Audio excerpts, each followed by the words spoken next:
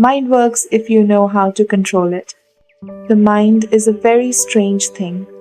When it is right, though all the world think otherwise. And when it is wrong, not all the power of world opinion behind it will make it right.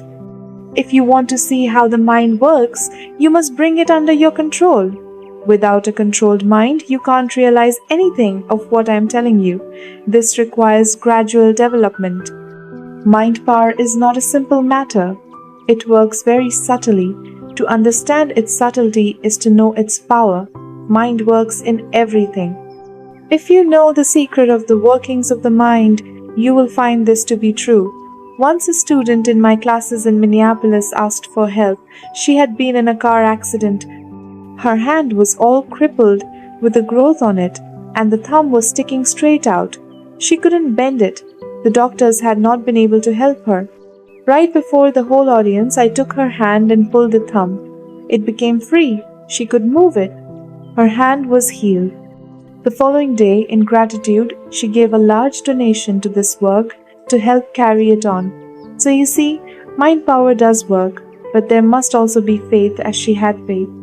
It is not God's desire that the mental scientist and the physical scientist should fight. Both are dealing with laws of God. The body is nothing but mind and action. There is no difference between the body and the mind except in their manifestations. The body is a grosser manifestation, and the mind is a finer manifestation. In its elemental form, H20 is invisible. Condensed, these gases become water, a liquid. When water is frozen, it becomes ice, a solid. However, the invisible H20, the water and the solid ice are essentially not different.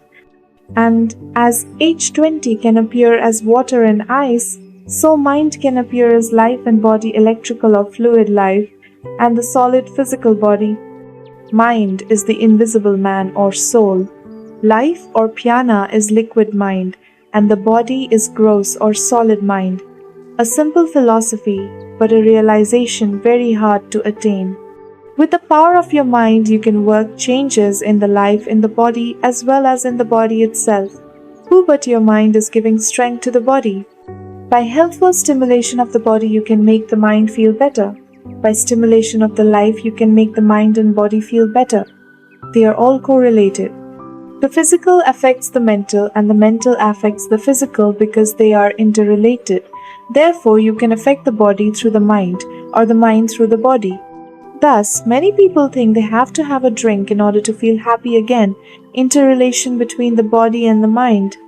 But 1,000 bottles of wine could not create the intoxicating joy that I can produce just by mind power and without devastating side effects.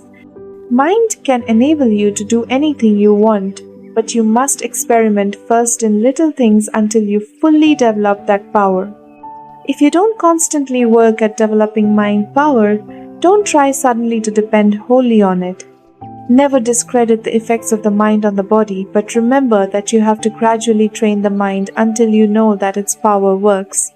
People who take medicines all the time become dependent on medicine and doctors, and those who are fanatical and refuse medical help when they need it often do great injury to themselves. You will not be forgiven for your ignorance of God's laws. You will have to suffer the consequences. You must use common sense.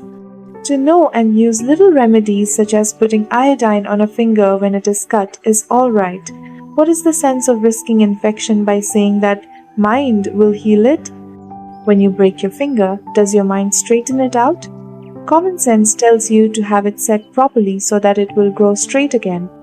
In either case, it is the mind that ultimately heals. Common sense remedies merely cooperate with and support the laws that promote the healing process when mind power is not yet perfectly developed.